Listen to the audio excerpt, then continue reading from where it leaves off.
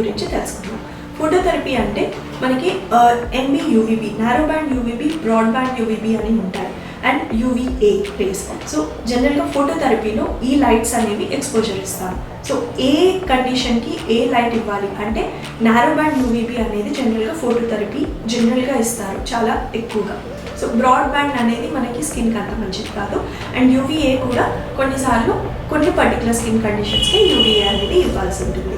And narrow band UVB and UVA. So ఈ phototherapy వల్ల ఏమవుతుంది, సో సోరియాసిస్లో అయితే మనకి సోరియాసిస్ అనేది కంప్లీట్గా క్లియర్ అయ్యే అవకాశం ఉంటుంది. విటిలిగో అయితే మనకి కలర్ వచ్చే అవకాశం ఉంటుంది. మిగతా స్కిన్ కండిషన్స్ అంటే మనకి ఇచ్చింగ్ లేదంటే వేరే లైకెన్ ప్లానస్, ప్రోరైబో అట్లాంటి స్కిన్ కండిషన్స్లో అవి కంప్లీట్గా కొంచెం తగ్గిపోయి స్కిన్ అనేది ఇచ్ రిలీఫ్ అయ్యే అవకాశం ఉంటుంది అన్నమాట. Definitely phototherapy is a good option.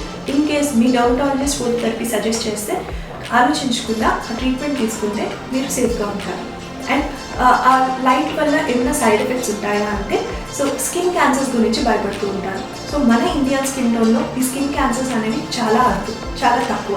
So మనము సేఫ్గా ఫోటోథెరపీ తీసుకోవచ్చు. అండ్ వీక్లీ 3 times ఎవ్రీ ఆల్టర్నేట్గా తీసుకుంటే మనకి ఫోటోథెరపీ అనేది ఎఫెక్టివ్గా పనిచేస్తుంది. సో ఎంత లాంగ్గా తీసుకోవాలి అంటే మాత్రం మనము డిసీజ్ మనకున్న కండిషన్ స్కిన్ కండిషన్కి ఎప్పటి వరకు రిలీఫ్ వస్తుందో అప్పటిదాకా ఫోటోథెరపీ తీసుకోవాల్సిన అవసరం ఉంటుంది. Thank you.